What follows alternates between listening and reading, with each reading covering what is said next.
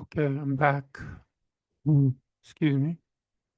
Let me see if I need to move this little box with my face in it here to the top right. I think Zoom puts it there automatically, but I don't want it to take up too much space because I want to show you the text. Okay, this will be the first official um, video where I explain, or basically I do exegesis. And in the process, try to show you kind of like the explicit things that I do to get an understanding of the text.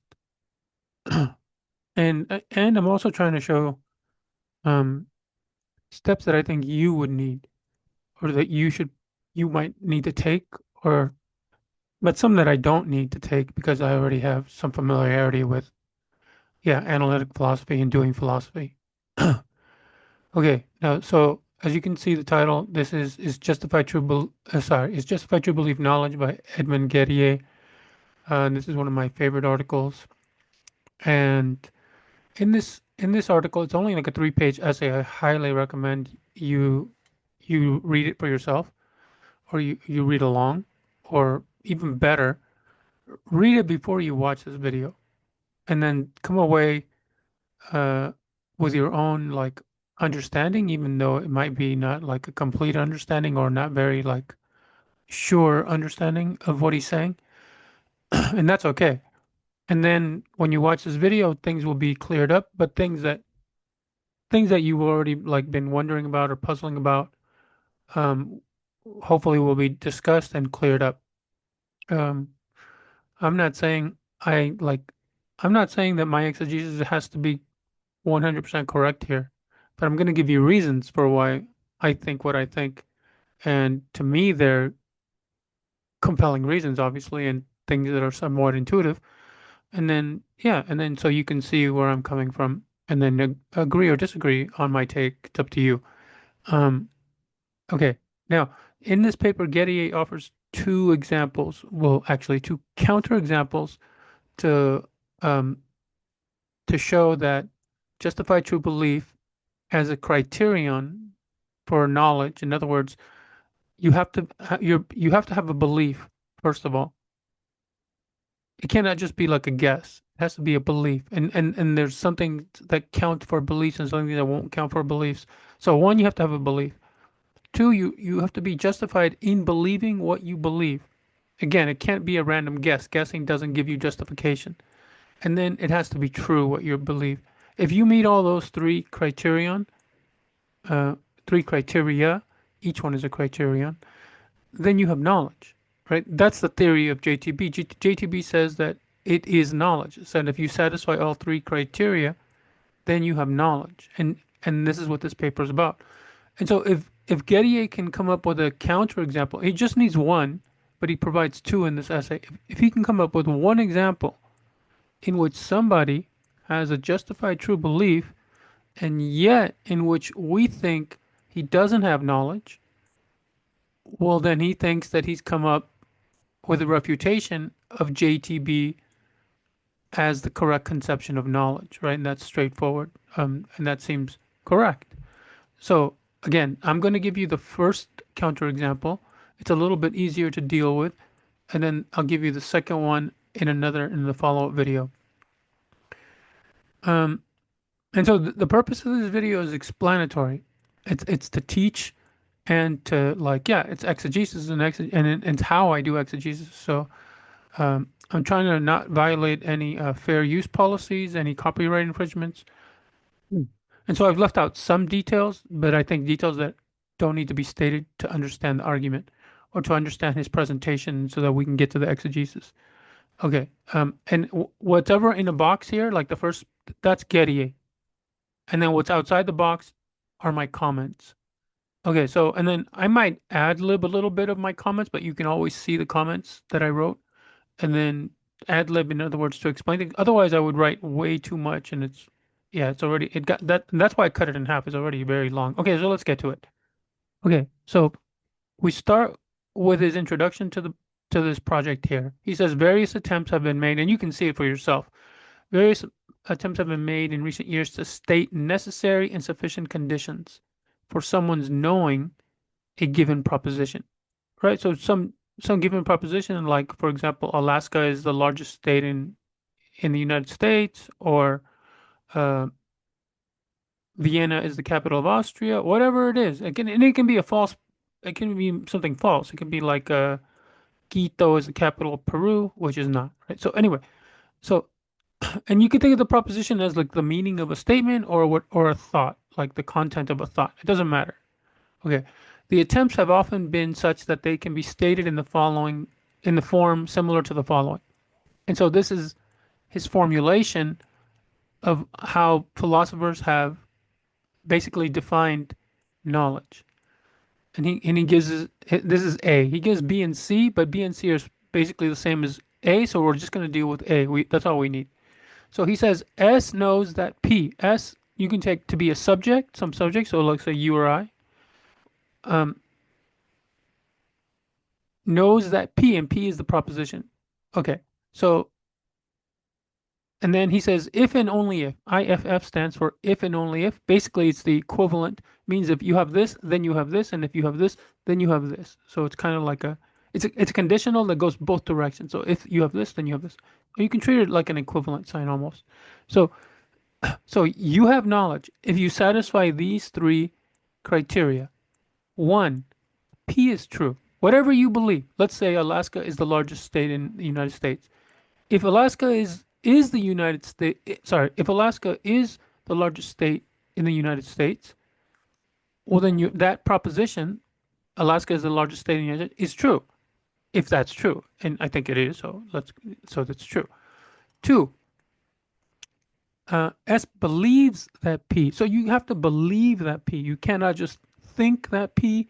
You cannot just assume, or assume different kind of some. So yeah, you cannot just guess that P. It has to be a belief, and and to have a belief, you have to have justification for that belief, and that's the third one. You're justified in believing that P. In other words, you have the correct kind of evidence to believe that thing. Like, for example, if we flip a coin and I say, what's it going to be? And you're like, I know it's going to be heads. Like, you can't know that because you have a 50-50 chance and it's just a guess. It's a 50-50 chance guess and you don't have enough, that's not just enough justification for believing that, let alone you don't have the justification, but you can't even believe that. Right. Oh, maybe you might be deluded and believe it, or might you might right, like truly believe in your like guessing powers, and you might like, no, I believe this, like from the bottom of my heart. I believe. Yeah, but you don't have the justification. You don't have the just. You can believe it, but you don't have the justification, the kind of justification that would warrant, that would allow for you to have knowledge. So even if it turns out, let's say you guess heads, even if, or let's say it doesn't have to be about the future either. It can be about the past. Let's say I flipped a coin and then I covered it up and I'm like, what is it? And you're like, I know it's heads. I'm like, okay, let's find out. And I uncover and like, oh, lo and behold, it's heads. So it's true. It is heads. And let's say again, you were super confident in your guessing abilities, and somehow, let's say you believe this, like I like you completely believe it. Let's say that's possible, and let's say that's true. So now you believed it. But your justification is what? How can you have justification for believing this? You don't have it. It's not strong enough. Guessing is not strong enough. Your predictive powers in the past don't give you the justification. So you wouldn't have it. So you have to satisfy all three to have knowledge. So these are the criteria. These are the justified true belief I highlighted in red that would give you knowledge according to this formulation, and which Gettier says is going to say it's not enough. Okay, so Gettier gives two. So this is my comments. And so I already talked about this. He gives about two other ones, and we're only going to talk about A. Okay, so he's telling us what he's going to do. He's going to argue that A is false, that this conception, this whole conception is false, because it doesn't give you sufficient condition for the truth of the proposition that S knows that P. In other words, even if you satisfy 1, 2, and 3, Gettier says it can be possible that you don't have knowledge. In other words, yeah, so that's what he's saying. And so this sufficient condition talk, um, like if you're new to philosophy, you might like, what's a necessary condition? What's a sufficient condition? So that's something you should look up and get clear on. And so I've done this for you, um, because I think you should, like, this is something you need to do. So whenever you come across technical terms or philosophical notions, you should think of a concrete example. So implement this in a real case or an imagined case, but it's concrete in that sense, and check your own understanding. So as I say here, sufficient conditions are often talked about in tandem with necessary conditions. So we're going to do that here. Okay, so here's an example. Let's say you're enrolled in a summer course on a pass, no pass basis. But here are the conditions for passing the course. There's three conditions to pass the course. You must show up to take the 10 quizzes which are listed on the schedule. You must show up and take those quizzes. You must. That's a necessary thing you must do. So that's a necessary condition. If you don't do this, you cannot pass the course. It's necessary that you meet this condition. Two, you must achieve 70% or higher as a cumulative score. That means when you add up all your scores, you have at least 70%. And so if you don't, if you get 69%, then you fail to meet this requirement. You fail to meet this, satisfy this condition. So this is a second necessary condition. You must meet this condition. This is a necessary condition. Without it, you cannot pass the course. Third, you must not, or in other words, you cannot receive less than 50% on any given quiz. So even if you receive 80% in the class cumulative score, if any one of your quizzes falls below the 50% or fell below the 50%, then you cannot pass the course. So you're like, teacher, I got an 80%. How come I didn't pass the course? Yeah, because you got a 40 on quiz number three.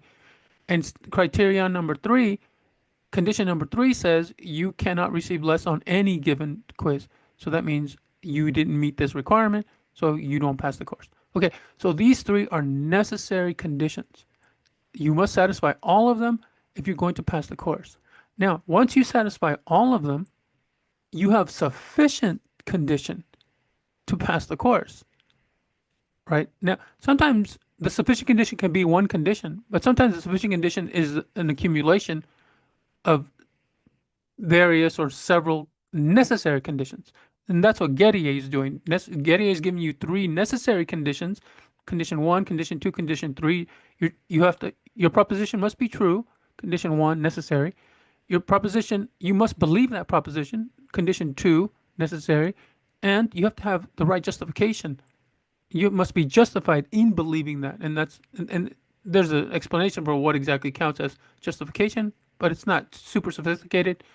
Um, and that's the third necessary condition. And once you meet those three necessary conditions, then you have sufficient condition, and that means you should have knowledge because you have enough to have knowledge. That's sufficient. It's enough. Okay. By the way, we could add we can also say, for example, let's just pretend like there's an addendum, and the addendum says on the first day of class there's going to be a master test. And if you get 90% on this master test, you pass the class. You don't have to come anymore.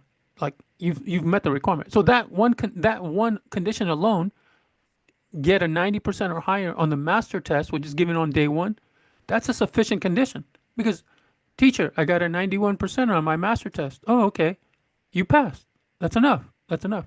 Okay, so a sufficient condition can be just one thing, but it can also be several necessary conditions uh, taken as like together, and then they become a sufficient condition. Okay, so that's necessary and sufficient conditions.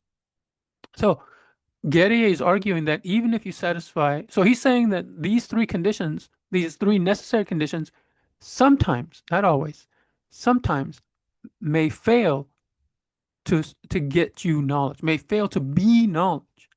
And right, so yeah, so here we go. Getty is arguing that even if you satisfy all three criteria, one through three, you may still fail to have knowledge because one through three can fail to provide a sufficient condition. Technical talk, but that's you understand it. In other words, you can fall short of knowledge even if you have a justified true belief. Those are the three conditions. It's justified, it's true, and it's a belief. Okay, so so now Gettier needs to provide an example of such a failure, right? So this will be the counter example, basically. an example of a true proposition that someone believes and is justified in believing. So it's true, it's a belief, and he's justified in believing, which nevertheless fails to constitute knowledge, right? So, okay. So here he says, I shall begin by noticing 2 points. And this is preliminary work to make sure that we're on the same page about certain like beliefs about what knowledge is and what justification is and what it isn't. Okay. He says, I shall begin by noticing 2 points. First, in that sense of justified, in which S is being justified in believing P is a necessary condition of S's knowing that P, it is possible for a person to be justified in believing a proposition that is in fact false. Okay, that sounds kind of confusing, and it is the way it's stated, the way it's written. It's confusing. But what he's just saying is that justification does not guarantee truth. So, in other words, if you are justified in believing something, it doesn't imply that what you believe is true. So they're separate notions. The truth of something and the justification for believing whatever that is, whatever that claim is, like that Alaska, let's say Alaska is the largest state in the United States. And let's say you have justification for believing that. Sometimes the justification, even though you have justification, even though we want to say it's good justification, it doesn't imply the truth of what you believe. But usually it does. That's why we consider it justification, but it doesn't have to be that. So in other words, that's it. So you can be justified in believing something, but what you believe may be false. And that's consistent. It's not inconsistent with the idea of justification, just to be clear. So, okay, so that is important because otherwise you're going to come up with counterexamples or you're going to come up with arguments and you're going to misunderstand things. You're like, wait. He has justification, so it's true. Like, no, that doesn't imply that. Doesn't imply that. Okay, so be clear with that. Okay, next. And this is super important. Well, not super, but this is also important for his argument because it's a logical step that you're going to have to take and you're going to have to understand and agree with for the argument to have the force that Gettier thinks it has. Secondly, for any proposition P, if the subject is justified in believing that proposition, and the proposition entails another proposition, Q, let's call it. So we have two propositions, P and Q, and S, the subject deduces Q from P. So he sees that proposition Q follows logically from P, and he accepts Q. In other words, he believes Q to be true on the basis of this deduction, on the basis of the logical inference that he's making. Oh, P is true. But you know what? If P is true, then Q is true. And I recognize that this follows logically. And so now I believe Q. Then S is justified in believing Q. And now he has justification. And the justification is that Q follows from P or P entails Q. And he's aware of that. So it's not just true that it follows from Q, he's aware that it follows from Q.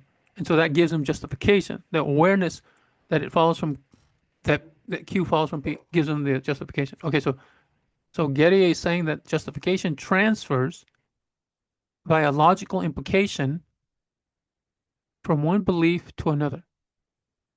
So if so these are the conditions. So the justification, he has justification for P, and he will have justification for Q, so that the justification transfers from P to Q if, one, the logically antecedent belief, namely P, is justified, so he has justification for P, and two, the logically implied belief, namely Q, is recognized as a logical implication, so he recognizes that that Q follows logically from P, and by the person drawing the inference, so by the subject. So again, as I explained, the subject draws the inference and he knows that he knows that it's a logical inference, so he recognizes that. So if S has a justified belief and he correctly determines that Q logically follows from P, and so the justified belief is P, has a justified belief, let's say has a justified belief P, and he correctly determines that Q logically follows from P, then S is justified in believing Q also. That's the transference. And we'll see an example, like we can break it down in a little bit easier so you can understand and make sure we're good. But I think you're probably mostly good. Okay. So although it seems fairly intuitive, I think we might at least question this principle's veracity. Like, is this true that if I have justification for P and then Q logically follows from P, that I also have justification for Q? It sounds completely like innocuous. It sounds like almost completely intuitive, but it's something we can question. And if we question it, we might want to get like we might want to make it explicit or come up with cases to make sure that we're good. But I don't think anything really hinges on this, right? So I don't think if Gettier is correct or incorrect, I don't think it's going to be because of this. Okay, so I just yeah. So I don't really worry about this. And again, this is just exegesis. We're not really trying to determine whether he's gone wrong anywhere yet, really. So far, we understand what he's saying. We understand his argument so far. Okay. So keeping these 2 points in mind, right? Keeping these 2 points in mind about what justification means, it doesn't imply truth, and that the justification from P will transfer to Q. That means you'll be justified in believing Q if you make that uh, if you make that if you draw that inference and you're aware that that is a logical inference that Q follows from P. Okay, so keeping these 2 points in mind, I shall now present two cases in which the conditions stated in A are for some stated in A for some proposition, um, though it is at the same time false, that the person in question knows that proposition. In other words, he's going to provide two counterexamples to JTB. Okay, so we're only going to deal with the first one. We're only dealing with case one in this video. Okay, so this is the heart of his argument now. He's going to give us an example, and we have to follow along with the example, and we have to draw the inferences that he's drawing, um, or at least understand the inferences that he's drawing, the connections that he's making, so that we can see the force of the counterexample. And then we'll understand his argument, basically. So he says, suppose Smith and Jones have applied for a certain job. Okay, so two dudes applying for the same job. And suppose that Smith has strong evidence for the following conjunctive proposition. A conjunctive proposition is just one statement joined with another statement with and. Like Alaska is the biggest state in the United States. Lima is the capital of Peru. So Alaska is the largest state, largest state in the United States, and Lima is the capital. We're both together as one statement. And what makes that statement true is only if both of them are true. If one of them is false, then the statement is false. Both of them have to be true for that statement to be true. And so he says that Smith has such a statement, A and B, whatever A and B is, the statement P and Q, let's say proposition P and proposition Q, right? To both, whatever they are. And then you join them into one statement, and he says Smith has justification for both. Okay. So, sorry, he has justification for this one statement, which is a conjunction of two separate statements, conjoined with an and, basically. It could be but anyway, here's an and. Okay, so he says, so he has strong evidence for this. So this is going to give him justification. Okay, and he's going to believe it because of the strong justification that he has. The way he's acquired this belief is going to allow him to believe it. So that means that Smith will have a strong justification for each conjunct, the A and the B. Each one is a conjunct. It's a conjunction together. It's a conjunction, but each part is a conjunct. The left conjunct, the right conjunct, however you want to think about it. Okay. So he says here is the belief that Smith has strong evidence for.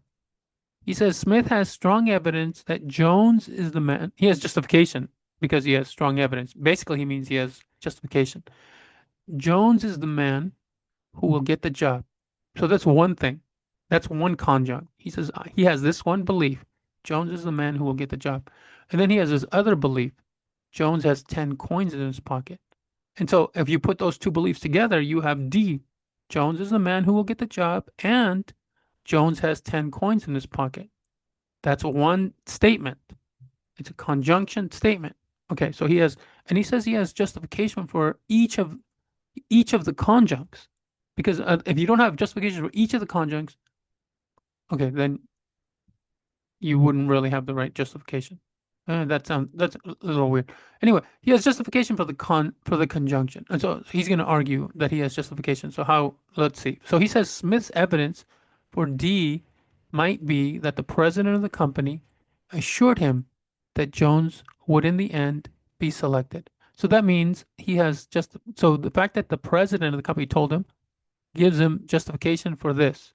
Jones is the man who will get the job because the president told him, and Gettier is saying that's strong enough evidence. That's the strong enough kind of way to come to this belief. And so and it's so that's and so yeah, that's the kind of thing that would justify your belief in Jones as the man who will get the job. Okay, you might argue with that, but we don't need to. We can strengthen the justification if we need to. And so that's enough. Like we don't need to argue with that point, but we understand what he's saying. And then and he, Smith, had counted the coins in Jones' pocket 10 minutes ago. So Smith counted how many coins were in Jones's pocket. And so he has justification for believing Jones has 10 coins in his pocket. And so, yeah, because he counted them, right? Okay. So you can see the evidence.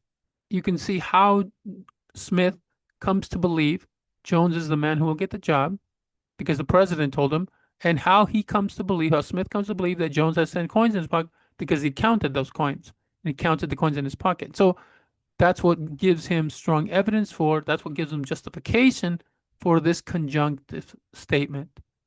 Okay, fair enough, right? Understandable. Okay, now, as I said before, I have some doubts whether this counts as justification, but I think nothing depends on it. And I think we can bolster the example to where we're satisfied that Smith does have justification. So it doesn't it serves no purpose to try to um challenge Gettier here. Because if we can strengthen his argument for him, then we should just do that because again, it's simple enough, right? And nothing rests on it, I think. So okay, so we can agree with Gettier so far and Smith has justification for believing that Jones will get the job. So this is what I think Gettier has established. But at the very least, this is what he thinks he has established. It's just exegesis. Me saying I agree, that's my criticism. I try to leave some of that out of it, but sometimes I feel like, yeah, I put it in. I shouldn't have put it in, but it doesn't matter. It doesn't take away from our understanding what Getty is doing. He has set up so far in his little scenario in his counterexample, and he's established, or he at least he's thinks he's established that Smith has justification for believing that Jones will get the job. Okay, so far we know the moves he's making. Okay, now here we go. Remember that second detail about how if P entails Q and the believer recognizes that P entails Q, he will also be justified if he has justification for P to believe Q, to be justified and believe to believe Q. He will be justified in believing Q. This is the second part here. He says D entails E. And what's E? The man who will get the job has 10 coins in his pocket. Why? Because he thinks that Jones is the man who will get the job. And he thinks that Jones has 10 coins in his pocket. Therefore, that will entail that the man who will get the job has 10 coins in his pocket. And so we're talking about entailment, right? And this is a logical term. You should understand logical entailment. And if you think like, oh, it just means follows from. Yeah, but what does follows from mean? It's the same thing. You can't define entailment by saying follows from. Oh, no, no, no. You can deduce it from. It's the same thing. You're not defining anything. You're just giving other terms for the same term, right? So you should look up entailment to be clear on it. You cannot gloss over these terms. You cannot think like, I kind of know. No, you should be very explicit about what entailment is. So I went to the Stanford Encyclopedia of Philosophy. I highly recommend you use this source. Okay, so this is logical entailment according to the SEP, Stanford Encyclopedia of Philosophy. A set of sentences called premises logically entails a sentence called a conclusion if and only if, that's the IFF that we abbreviate, every truth assignment that satisfies the premises also satisfies the conclusion. And that in itself is not exactly super clear, but what it's saying is if proposition A entails proposition B, logically entails, then proposition A and proposition B cannot have different truth values. In other words, a truth value is just true or false. So if A is true and A logically entails B, then B must be true. They cannot have A cannot be true and B false. A cannot be false and B true if they are logically if the connection is logical entailment. If the relationship is of logical entailment. Okay, so that's what logical entailment is. Logical entailment is that the truth value must be the same, right? Must be the same. Okay. They cannot have different truth values. All right. Okay, so here we go. However, if Jones, right? So remember, look at let's look at D. Jones is the man who will get the job, and Jones has 10 coins in his pocket. If this statement is true, if it's true that Jones is the man who will get the job, and it's true that Jones has 10 coins in his pocket, if both of those are true, then that statement is true. So each part is true if that statement as a whole is true. Okay, if that's true, if D is true, then E must be true if E is logically entailed from D. And what is E? The man who will get the job has 10 coins in his pocket. That's what he's saying. He's saying that this statement logically entails E. And so anytime this is true, this will be true. Okay. And so it seems, yeah, it seems to work, right? Like at least at face value, it doesn't seem terribly like puzzling or weird or odd or like, but you might think like, wait, I'm not sure. I'm not exactly sure this is true, but you'd have to have an argument for why it's not true. But at the very least, we're just trying to understand. This is just exegesis. Leave that for your criticism. You should mark a note and say, wait. Let me go back and like think this through a little bit more deeply. But as of now, I understand at least what Gettier is saying, and I understand what he thinks is happening as he's explaining these things. So, okay. So he thinks that D logically entails E, and so that if this is true, then this must also be true. Okay, because that's what logical entailment means. Okay. So, but now because of logical entailment, right? So if anytime A is true, B must be true. That's logical entailment. So, however, here's my point. If Jones, the name Jones, and this description, the man who will get the job, you can think of it as a definite description or it doesn't matter. It's just a description. If these two, Jones and the man who will get the job, don't pick out the very same person, this dude over here, Jones, let's say this is Jones. This cup is Jones. I'm Smith. This is Jones. And when I say Jones is the man who will get the job, I'm saying this guy will get the job. And when I'm saying Jones has 10 coins in his pocket, I'm saying this guy has 10 coins in his pocket. Okay? Now, if Jones, the name Jones, and the man who will get the job don't pick out this guy right here, then it's possible for the proposition D to have a different truth value than E. Because then if the man who will get the job doesn't have to be this guy, it could be some other guy, well then it could turn out false that that guy has 10 coins in his pocket. So then E would be false. It's possible. So the only way to make it impossible, in other words, the only way to make it necessary, right, is for this guy right here, is for the name Jones to pick out this guy, And for the description, the man who will get the job, to pick out this guy. And then it can't be possible that the man who will get the job has 10 coins in his pocket turns out to be false because Jones has 10 coins in his pocket and the man who will get the job, Jones has 10 coins in his pocket and the man who will get the job has 10 coins in his pocket. So how could that be false? Like the man who will get the job when they both talking about the same thing, same person. But if they're not talking about the same person, if there's a third guy, let's say this guy here, if the man who will get the job actually refers to this guy, well, this guy might not have 10 coins in his pocket, and so then E could turn out to be false. So that means that means those two expressions, Jones, which is a proper name, and the man who will get the job was a definite description, they both have to pick out this guy, the same person. Has to be the same person, or else you're allowing the possibility that they don't necessarily have the same truth value. The statements won't turn out to be true. Both D might be true, but E might be false. And we can't allow that because we said that E is logically entailed by D. Okay, so you have to keep that in mind. And that's why we look up what logical entailment means. We have to be very strict about what logical entailment means. Okay, so this means that the name Jones in the proposition, sorry, in the not propositions.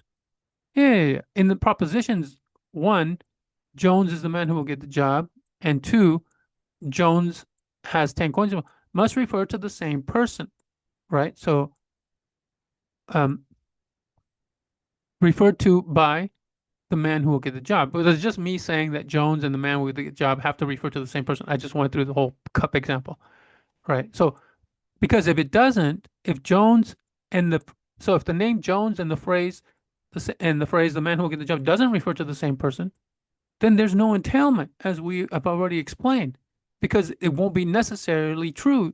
E won't be necessarily true given D. If D is true, then it won't necessarily follow that E is true.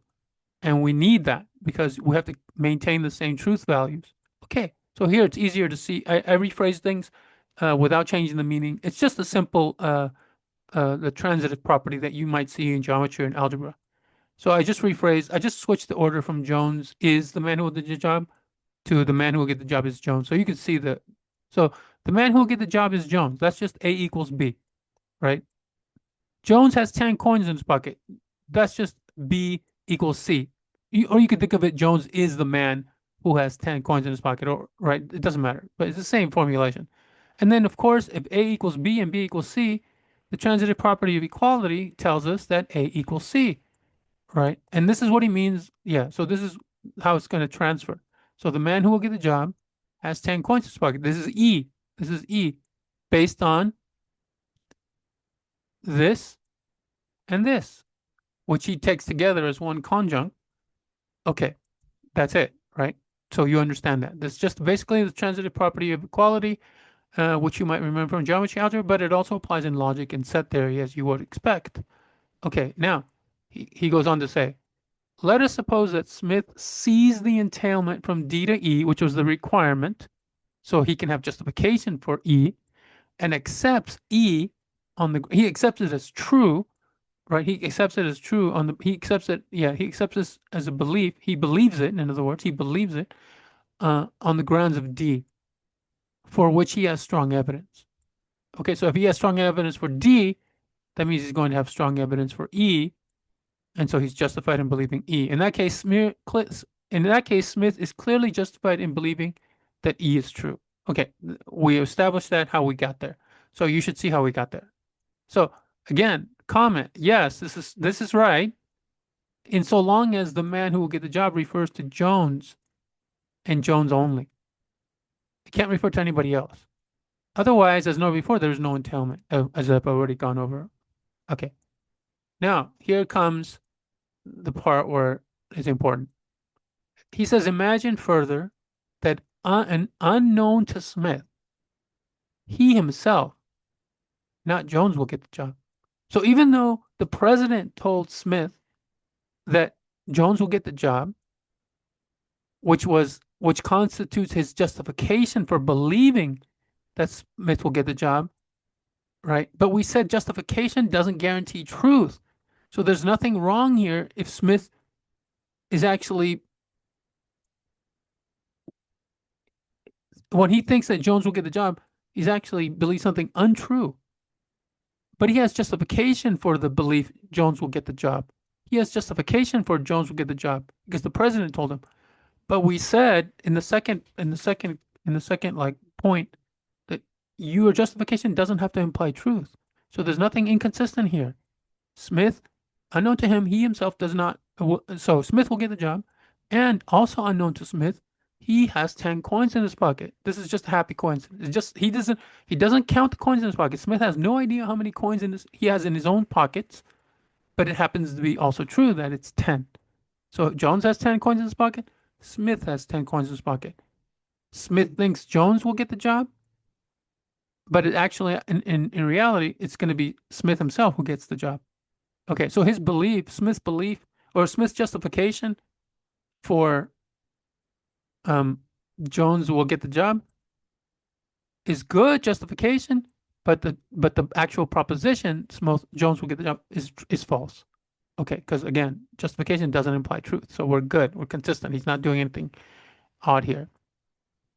Okay, so proposition E is then true, though proposition D, from which Smith inferred E, is false. So D is false, but E is true. And so let me remind you here. D is Jones is the man who will get the job, and that's false. And again, we need both conjuncts of the conjunction to be true for the conjunction to be true. Conjunct each side of the equal sign or the is sign or the copula here, not copula of the and the conjunction. So Jones is the man who will get the job. That's false because it's actually Smith. And Jones has 10 coins. That's true, but it doesn't matter. The first part is false, so that whole conjunction is false. So D is false. So that's what Gettier is saying. But now let's look at E. The man who will get the job, which is Smith, has 10 coins in his pocket. And he does. We said by sheer luck, by sheer coincidence, he happens to have 10 coins. He doesn't know that. He's not even counted them. So he has no justification. He doesn't even have this belief. That's not even a belief of his, right? But that statement is true. The man who will get the job has 10 coins in virtue of the fact that Smith is the man who will get the job and the fact that he has 10 coins in his pocket. Okay. That's what Gettier is telling us, right? I'm not saying I agree with all of this or any of this. I'm just telling you what Gettier is saying. This is just exegesis. I snuck in some criticism along the way, but not too obscure, hopefully, from the exegesis that we're doing. Okay, so this is where I say this is now confusing. And again, this is me a little bit criticizing, but this kind of criticism is okay because if something seems confusing to you, you have to make it clear and explicit to yourself.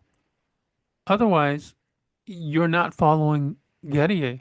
You're not following him logically. He thinks he's making logical steps.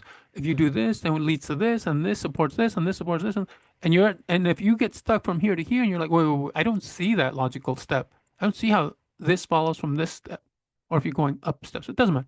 So if you as you're reading don't see that, then you have to stop and spell out your confusion. You must state your confusion and see if you can identify what's making it confusing for you. And then see if you can resolve that confusion or if Gettier can resolve that confusion for you, or if he has, or if he can't, then you have something later to criticize him about. Or at the very least, you can say, like, I don't understand this step in Gettier's argument. I like he seems to be saying A, B, C, D, E all follow or are all logically connected somehow, but I'm not seeing how I got to E. I don't see how he gets here. Not the letter D, E in this sentence, but like, okay. So here's where I say this is now confusing. Because as we read about logical entailment, the definite description, the man who will get the job, when Smith thinks it, right? Because the president told him Jones is the man who will get the job, and he counted the coins in Jones's pocket. So when he thinks the man who will get the job, uh, he thinks that picks out Jones, right? Because the president told him Jones is the man who will get the job. So when he thinks the man who will get the job, he's thinking of Jones. Right? What else could he be thinking? The president told him Jones will get the job. Jones is the man who will get the job. So when he thinks of this phrase, the man who will get the job, he's thinking of Jones. And that's why he makes the connection between the man who will get the job and he has he will have 10 coins in his pocket because he counted Jones's pocket. He counted the coins in Jones's pocket. And so that's why he puts those two together to say the man who will get the job has 10 coins in his pocket. Okay, so it has to pick out Jones and only Jones. It cannot pick out anybody else. Otherwise, there's no logical entailment, as we said, because if the man who will get the job can pick out somebody other than Jones, well, then E doesn't have to follow from D. E can turn out to be false, and we can't have that. If if D is true, E must be true, and so that would be a failure of logical entailment. So now, if you doubt this, if you doubt me about this part, if you doubt me that uh, that the man who will get the job must pick out Jones, it must pick out Jones and only Jones. Think of it like this. Think of what else Smith is committed to thinking or stating um, that the man who will get the job has 10 coins in his pocket. So if he believes that, so the president tells him Jones here is the man who will get the job. And so he thinks this guy is the man who will get the job. This guy Jones. Okay. And he also thinks, oh, I counted this guy's pockets. I counted the coins in this guy's pocket, and he has 10 coins in his pocket. So this guy is the man who will get the job, and this guy has 10 coins in his pocket.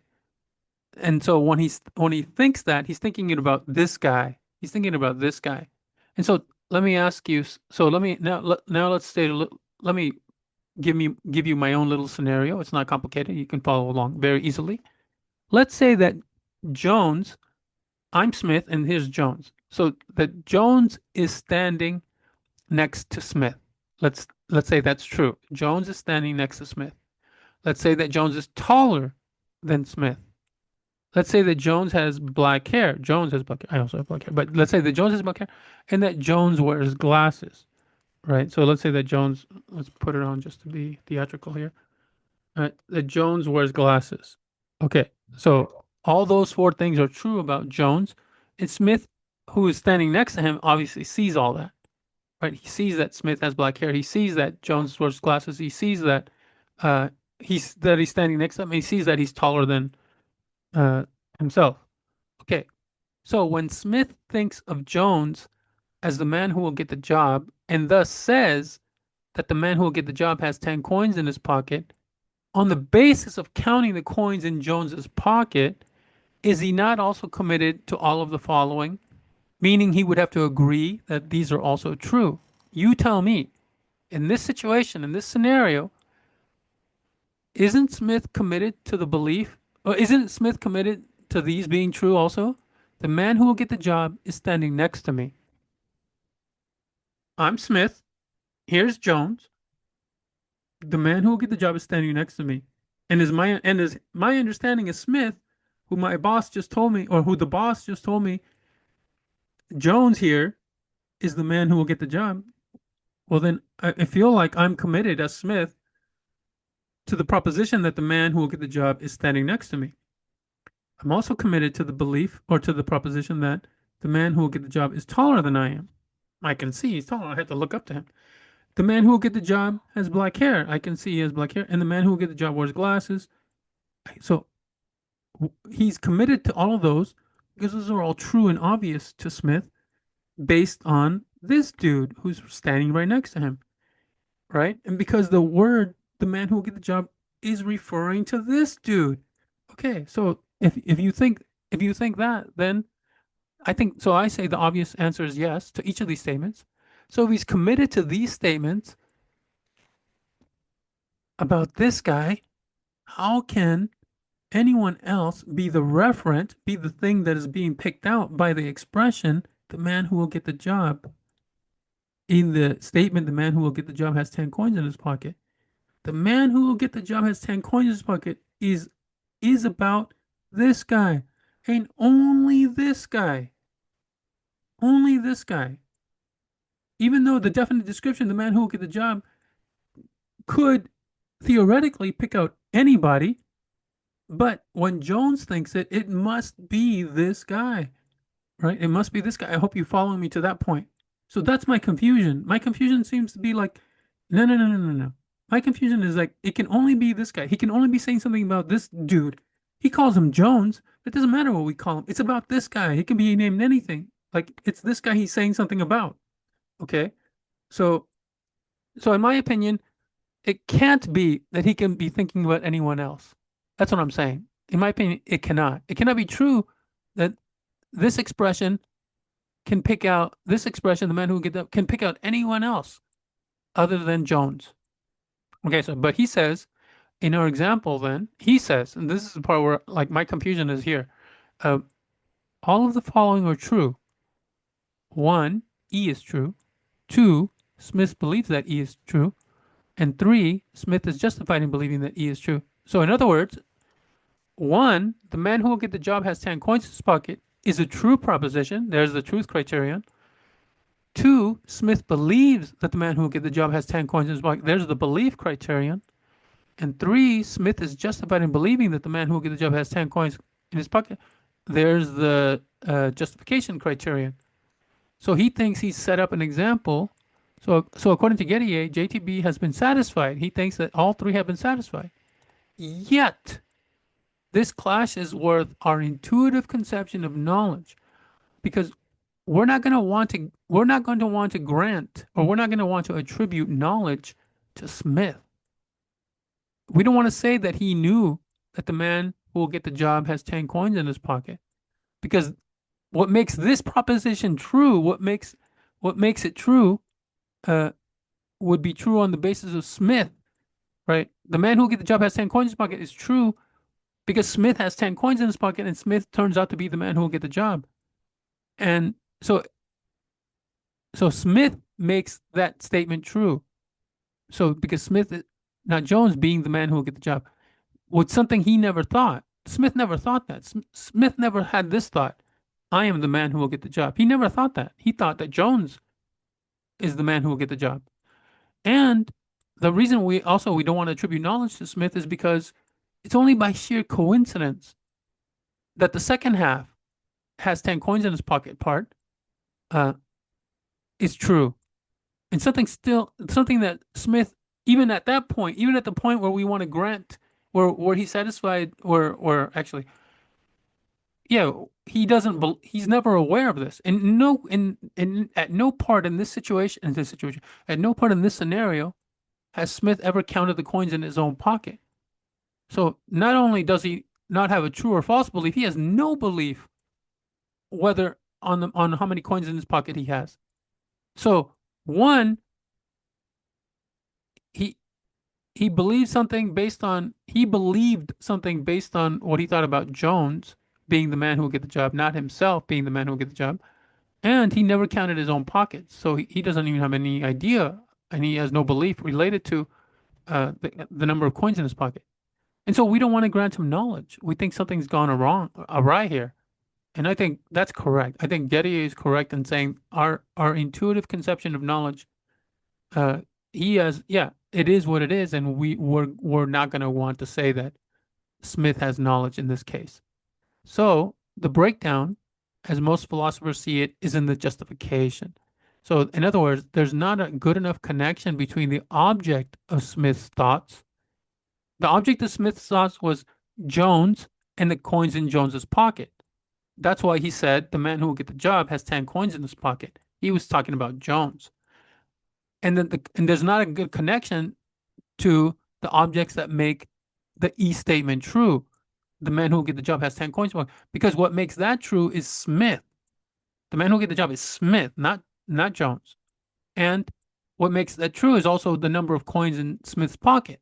But again, Smith is not aware of the number of coins in his own pocket. So that's why there's the breakdown. The breakdown or the failure in connection, and the connection is the justification. We think like your justification for Jones was things said about Jones by the president. We think your justification for how many coins he has in his pocket was by counting the coins in Jones's pocket. And so everything's connected to Jones. But what makes the E proposition true, it has nothing to do with Jones. Nothing. It's Smith that is the man who got the job, or who will get the job, and it's the coins in Smith's pocket that make E true. So so that's the idea. So Gettier takes himself to have provided one counterexample to JTB, an example in which JTB is satisfied, criteria 1, 2, and 3 are satisfied, yet and one in which we deny that Smith has knowledge. So, and this is how he states it. This is all he's saying. He says, but it is equally clear that Smith does not know that E is true. We're going to deny that he knows because we think the justification, there's some problem with the justification for it. He says, for E is true in virtue of the number of coins in Smith's pocket, which Smith's not even aware of. And while Smith does not know how many coins are in Smith's pocket, and bases his belief in E on account of the number of coins in Jones's pocket. That's how he came to believe the man who will get the job has 10 coins in his pocket, which he believes of Jones, and he believes Jones is the man who will get the job. And so whom he falsely believes to be the man who will get the job. And so that's it. That's the exegesis for one. Gettier thinks he's provided a counterexample to knowledge. Sorry, a counterexample to JTB as the correct conception of knowledge. And so if this can't, if you agree that this is a legitimate, kosher counterexample, and then everything he's saying about this counterexample, all the logical inferences, all the conclusions he's drawing from this counterexample are correct, well, then he has provided, he has undermined JTB as the correct conception of knowledge. Because you cannot have a counterexample, because then it's failing to provide us knowledge. If you can satisfy 1, 2, and 3, and still we want to say it's not knowledge, well then, yeah, then it doesn't work as a definition, right? Because it would have to work every time. Every time somebody satisfies 1, 2, and 3, we'd have to agree that they have knowledge. But in here, we don't want to agree that. We don't. Not only we don't want to agree, we deny it, right? So that's it. That's JTB. Yeah. So I tried to spell out the steps that I'm taking. I try to make things explicit as possible. There might be some stuff that I didn't make explicit just because it's kind of clear to me and like I overlooked like how someone might not be clear on something. But I hope you can follow. Okay, that's the first one. In my opinion, something seriously has gone wrong in this argument. But I'm trying to leave, other than the confusion where I point to like what I'm not clear about, but I'm not just, it's my confusion. I didn't say he's wrong, and I didn't say this is why he's wrong. It's just my confusion, mostly. When I come to critique this one, I will spell out exactly what I think is wrong, where I think he's gone awry, or where I think he's taken a misstep, or where I think he's conceiving things in the wrong way, and we'll make that explicit. And so then we'll have a argument. We'll have an argument against Gettier here, case number 1. But before I do that, or actually, I think I will first do the critique to number 1, and then after we do that, we'll look at his second case. We'll do exegesis on case number 2, which is different from case number 1, and a lot of people think case number 2 is actually a stronger argument. So it'll be harder to undermine it. If he's wrong, it'll be probably harder to undermine it, or he might be right, and then you can't undermine it. He's just proven that JTB is not knowledge. Okay, that's it. So if you're confused about any part, just ask your questions in the comments. There's not that many people watching these videos or commenting, so like I should have the time to answer. But when I become super popular, like, yeah, that'll never happen. But anyway, okay, so that's it. I hope this helped. I'm gonna stop sharing and click, out of here.